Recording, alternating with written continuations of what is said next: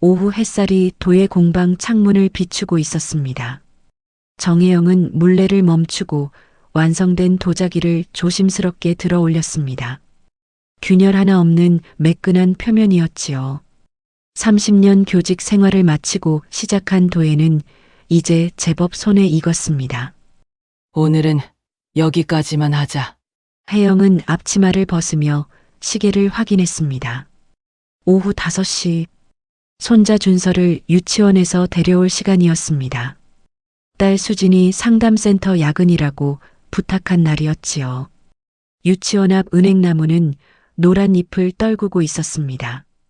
혜영이 차를 세우려는데 맞은편 주차장에서 낯익은 뒷모습이 보였습니다. 사위 태준이었지요.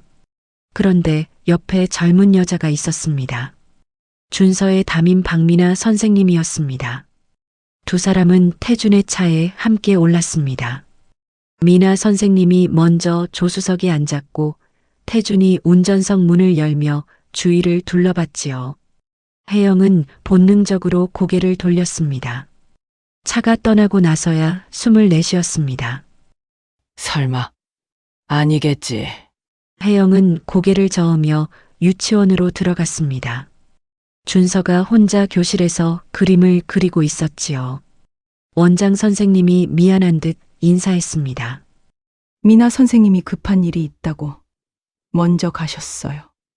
제가 준서 봐드리고 있었습니다. 집으로 돌아오는 길 준서는 뒷자리에서 노래를 흥얼거렸습니다. 혜영은 백미러로 손자의 해맑은 얼굴을 바라봤지요.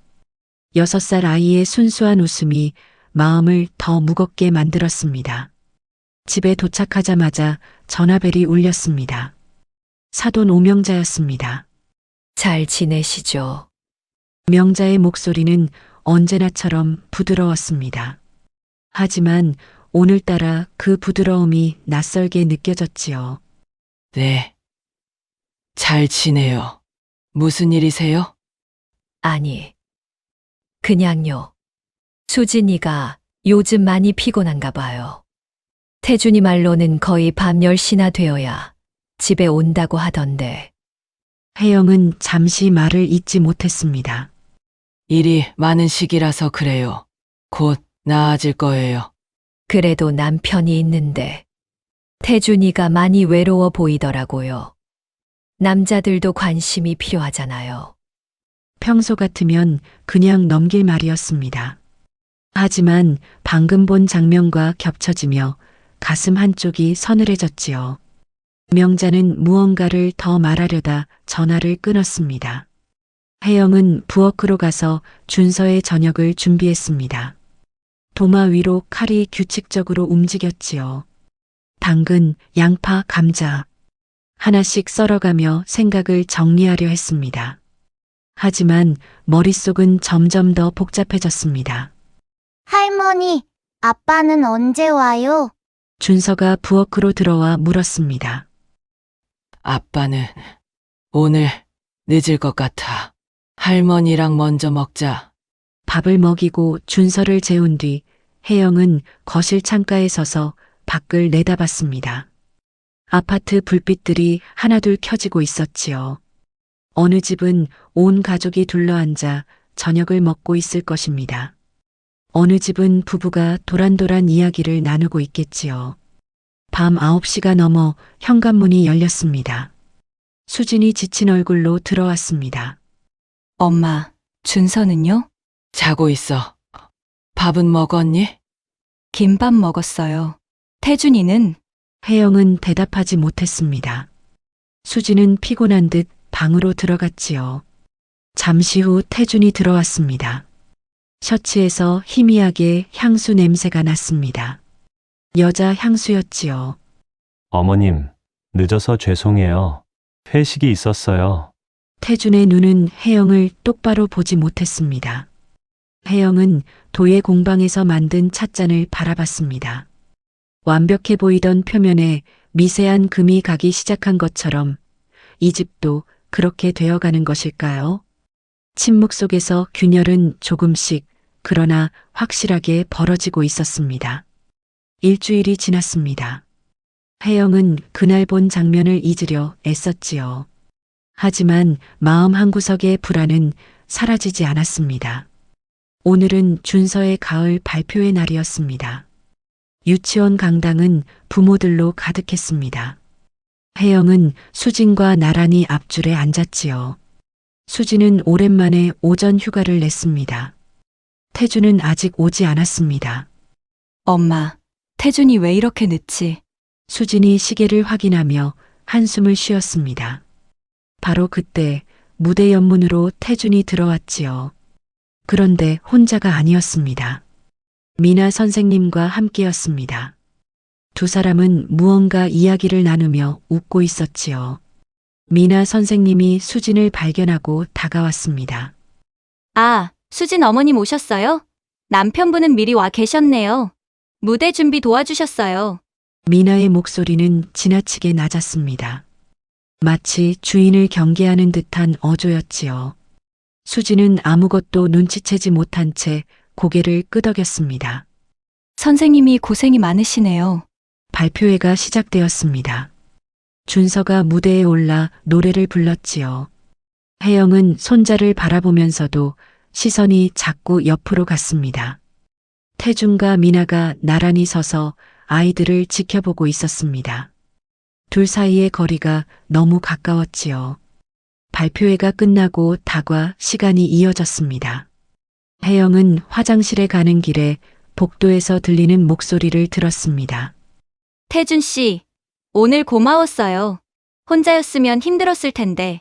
별 말씀을요. 미나 선생님도 항상 준서 잘 봐주시잖아요. 두 사람의 대화는 평범했습니다. 하지만 그 톤과 분위기는 평범하지 않았지요. 혜영은 발걸음을 돌렸습니다. 집으로 돌아오는 차 안에서 수진이 말했습니다. 미나 선생님 참 좋은 분이야. 준서를 정말 예뻐하시더라. 혜영은 대답 대신 창밖을 바라봤습니다. 딸에게 뭐라고 말해야 할까요? 확실하지도 않은 일을 어떻게 꺼낼 수 있을까요? 그날 저녁 혜영은 사돈 명자에게 전화를 걸었습니다.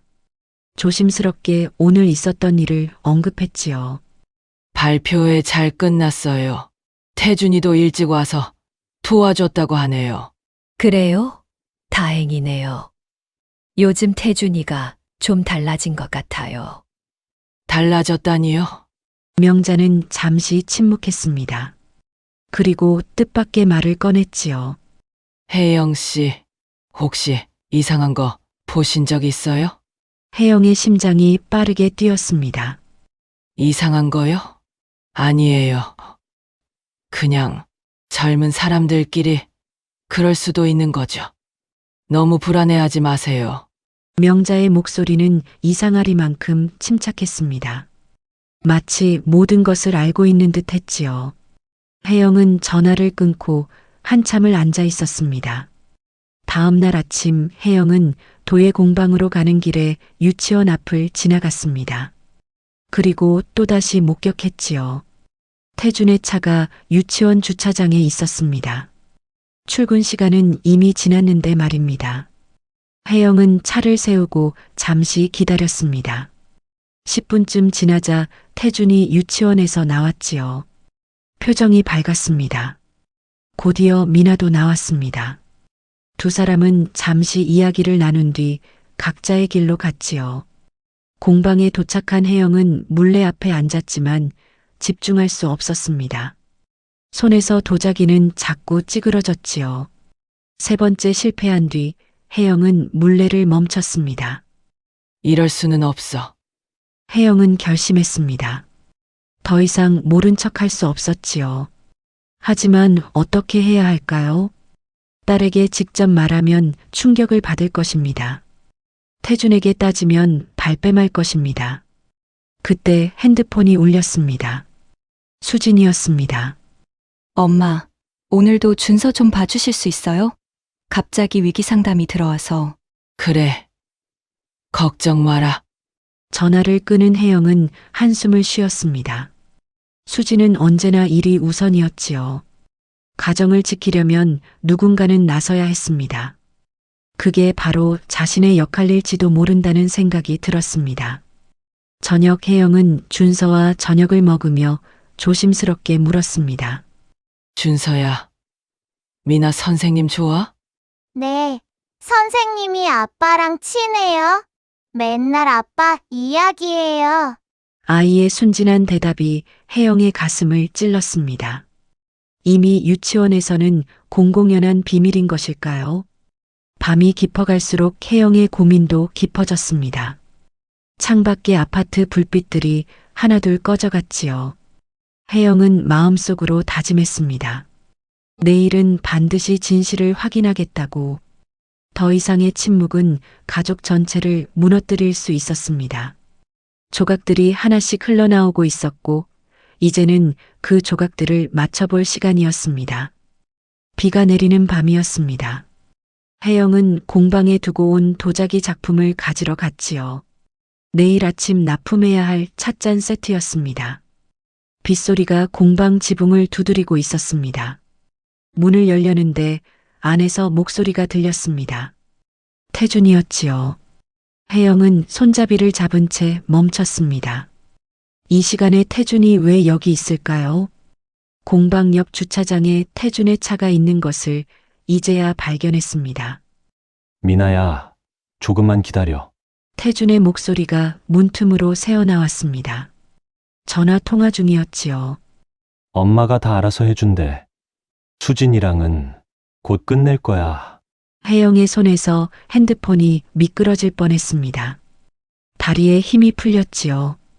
벽에 기대어 간신히 서 있었습니다. 너무 불안해하지 마. 준서 양육권도 우리가 가져올 수 있을 거야. 엄마가 변호사도 알아보고 있대. 빗소리가 더 거세졌습니다.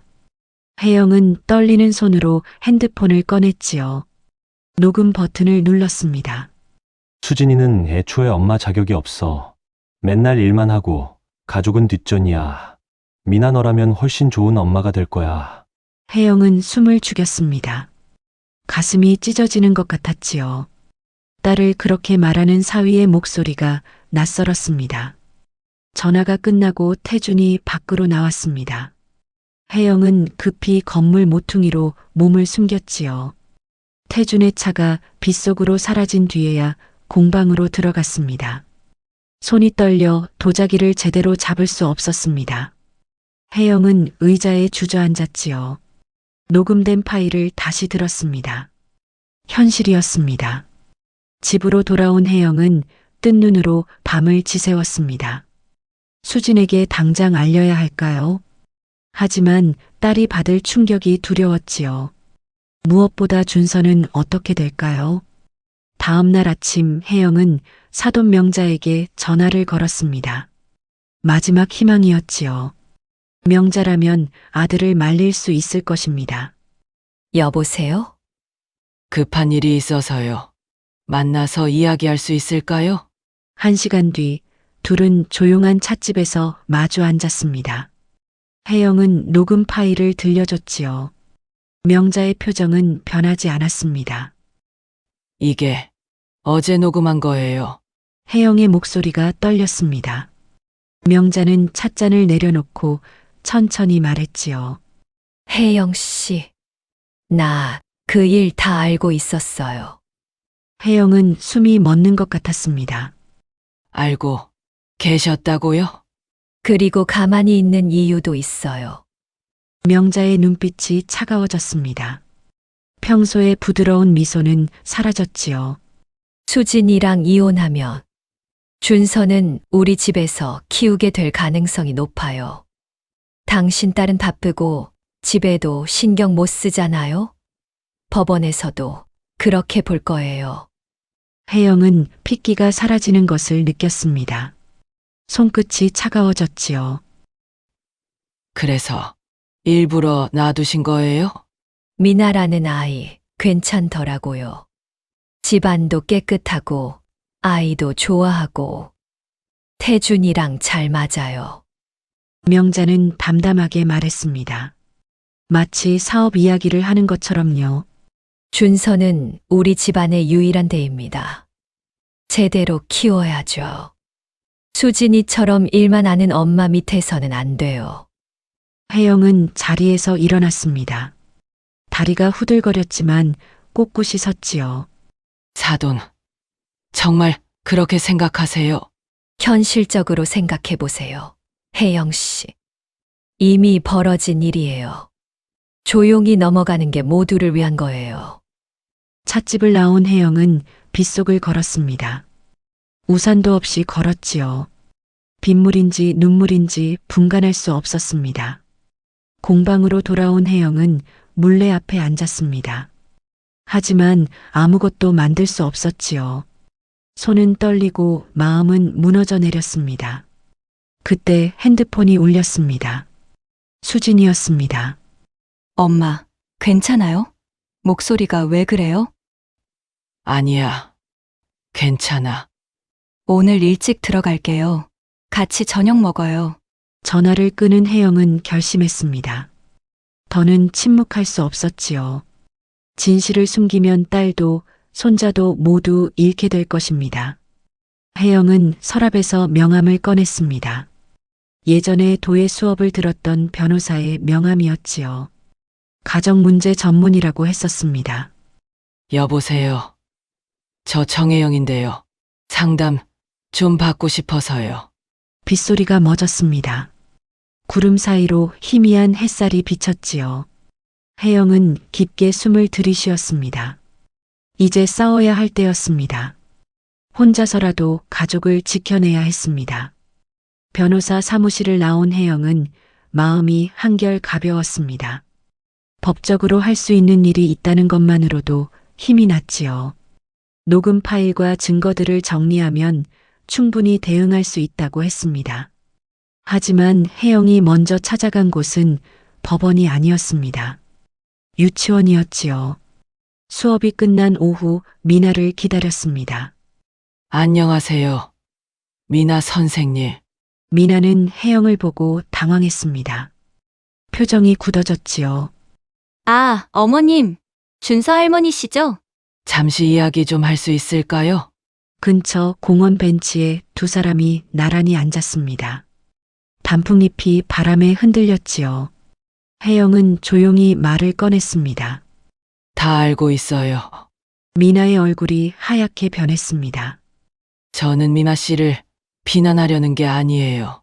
당신도 속고 있다는 걸 알려주려고요. 혜영은 핸드폰을 꺼냈습니다. 며칠 전 녹음한 또 다른 파일이었지요. 태준이 회사 동료와 통화하는 내용이었습니다. 미나, 그냥 심심풀이야. 이혼할 생각도 없어. 수진이가 벌어오는 돈이 얼만데.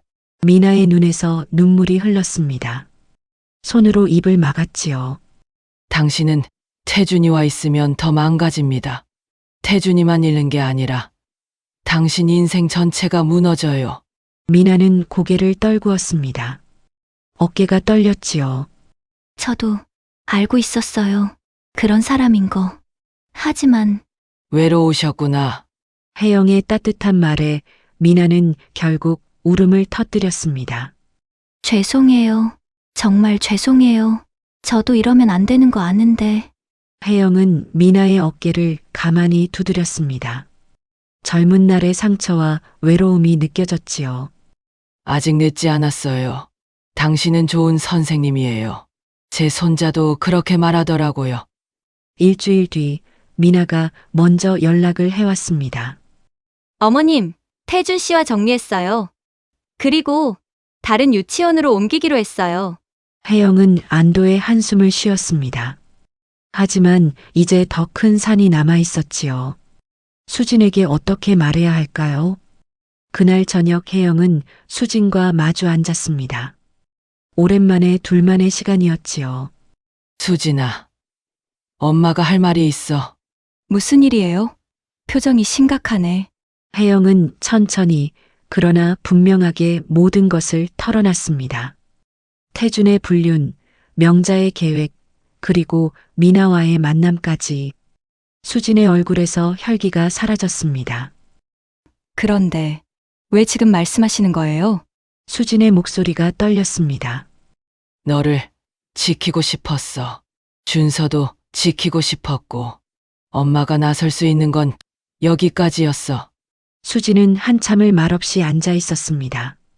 그리고 갑자기 엄마의 손을 잡았지요. 엄마, 혼자 얼마나 힘드셨어요? 뜻밖의 반응이었습니다. 혜영의 눈에 눈물이 고였지요. 미안해. 엄마가 더 일찍 말했어야 했는데. 아니에요. 엄마 덕분에 미나 선생님도 정리가 됐잖아요. 그날 밤 태준이 집에 들어왔을 때 수진이 기다리고 있었습니다. 혜영도 곁에 있었지요. 태준 씨, 우리 이야기 좀 해요. 태준의 표정이 굳어졌습니다. 모든 것을 눈치챈 듯 했지요. 수진아, 그게 변명은 듣고 싶지 않아요. 서류 준비할 테니 변호사 선임하세요. 수진의 목소리는 차분했습니다. 오히려 그게 더 무서웠지요. 태준은 아무 말도 하지 못했습니다. 다음 날 명자가 집으로 찾아왔습니다. 하지만 혜영과 수진은 단호했지요. 준서는 우리가 키울 거예요.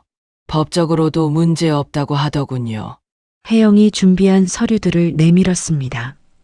태준의 불륜 증거, 명자의 공모 정황, 그리고 미나의 진술서까지. 명자는 처음으로 당황한 표정을 지었습니다. 이건 어떻게? 어머님도 손자를 사랑하신다면 조용히 물러나 주세요. 준서에게는 엄마가 필요해요. 진짜 엄마가요. 한 달이 지났습니다. 이혼 절차가 진행되는 동안 혜영은 수진과 준서를 지켰지요. 공방에서는 새로운 작품이 완성되어 가고 있었습니다. 균열이 있던 도자기를 금으로 메운 작품이었습니다. 엄마, 이거 예쁘네요. 수진이 작품을 보며 미소 지었습니다. 금선이라고 해. 깨진 것도 다시 붙이면 더 아름다워질 수 있다는 뜻이야. 수진은 엄마를 꼭 안았습니다. 엄마가 있어서 정말 다행이에요. 앞으로는 제가 더 잘할게요. 가족도, 일도. 혜영은 딸의 등을 토닥였습니다. 창밖으로 햇살이 따뜻하게 비치고 있었지요. 준서가 마당에서 뛰어놀고 있었습니다. 상처는 아직 아팠지만 치유는 시작되었습니다. 그리고 혜영은 알았습니다. 가족을 지킨다는 것은 때로는 침묵이 아닌 용기 있는 선택을 해야 한다는 것을요. 봄이 왔습니다. 혜영의 도예 공방에는 새로운 작품들이 가득했지요. 금으로 이은 도자기들이 햇살을 받아 반짝였습니다. 상처가 오히려 아름다움이 된 작품들이었습니다. 할머니, 이거 제가 만든 거 맞아요? 준서가 자신이 빚은 작은 그릇을 들고 자랑스러워했습니다. 겨울 내내 할머니와 함께 도예를 배운 결과였지요. 그럼 우리 준서가 만든 거지. 엄마한테 선물하자. 오늘은 수진의 생일이었습니다. 그리고 이혼이 최종 확정된 지 2달째 되는 날이기도 했지요.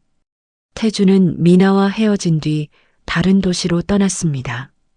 양육권은 수진에게 돌아왔고 태주는 월 2번 준서를 만나기로 했지요. 명자도 더는 무리한 요구를 하지 않았습니다. 혜영이 모은 증거들 앞에서는 어쩔 수 없었으니까요. 저녁 식탁에 세 사람이 둘러앉았습니다. 수진이 준비한 미역국 냄새가 집안을 따뜻하게 채웠지요. 엄마, 그동안 정말 고마웠어요. 수진이 혜영의 손을 잡았습니다. 엄마 아니었으면 전 아마 모든 걸 잃었을 거예요. 아니야. 너는 충분히 강한 아이야. 잠시 길을 잃었을 뿐이지. 수진은 이제 다른 사람이 되어 있었습니다. 일도 여전히 열심히 하지만 가족과의 시간을 먼저 챙기게 되었지요. 매주 금요일은 가족의 날로 정했습니다. 엄마, 나 결심한 게 있어요. 뭔데? 상담센터에서 한부모 가정 지원 프로그램을 만들려고요. 제가 겪어보니까 혼자서는 정말 힘들더라고요. 혜영은 딸이 대견했습니다. 상처를 딛고 다른 사람을 돕겠다는 마음이 생긴 것이니까요. 일주일 뒤 뜻밖의 방문객이 찾아왔습니다. 미나였지요. 다른 도시로 떠나기 전에 인사를 하러 온 것이었습니다. 어머님, 그동안 죄송했습니다. 미나는 깊이 고개를 숙였습니다. 새로운 곳에서 잘 시작하길 바라요. 좋은 사람도 만나고. 감사합니다. 어머님 덕분에 제가 정신을 차렸어요. 미나는 준서에게 줄 선물을 남기고 떠났습니다. 그림책이었지요.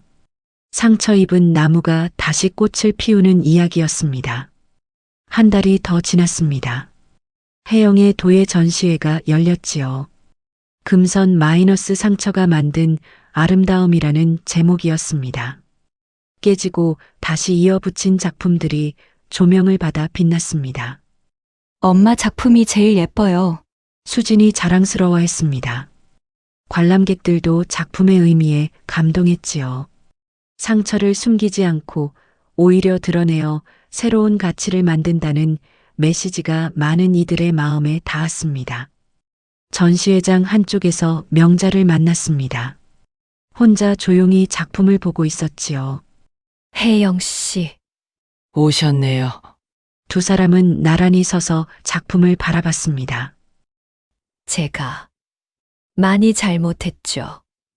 욕심이 너무 컸어요. 명자의 목소리에는 후회가 묻어났습니다. 손자는 잘 자라고 있어요. 가끔 보러 오세요. 준서도 할머니를 그리워해요. 그래도 되나요? 가족이잖아요. 상처가 있어도 가족은 가족이에요. 명자의 눈가가 붉어졌습니다. 혜영이 먼저 손을 내밀었지요. 저녁이 되었습니다. 전시회를 마치고 집으로 돌아오는 길, 세 사람은 손을 잡고 걸었습니다. 준서가 중간에서 엄마와 할머니 손을 꼭 잡았지요. 할머니, 엄마, 우리 피자 먹어요. 그래, 오늘은 특별한 날이니까. 수진이 웃었습니다. 혜영도 따라 웃었지요. 집에 도착한 혜영은 거실 창가에 섰습니다. 작년 이맘때 같은 자리에서 느꼈던 불안과 두려움이 떠올랐지요. 그때는 침묵 속에서 균열이 커져가고 있었습니다. 하지만 지금은 달랐습니다. 균열은 금으로 메워졌고 상처는 치유되었습니다. 완벽하지는 않지만 오히려 더 단단해졌지요. 엄마, 뭐 생각해요? 수진이 차를 들고 다가왔습니다. 그냥 우리가 참 많이 겪었구나 싶어서. 그러게요. 근데 엄마, 전 지금이 더 좋아요. 진짜 가족이 뭔지 알게 됐으니까. 혜영은 딸의 어깨를 감쌌습니다. 창밖으로 별들이 빛나기 시작했지요. 할머니, 엄마, 사랑해요.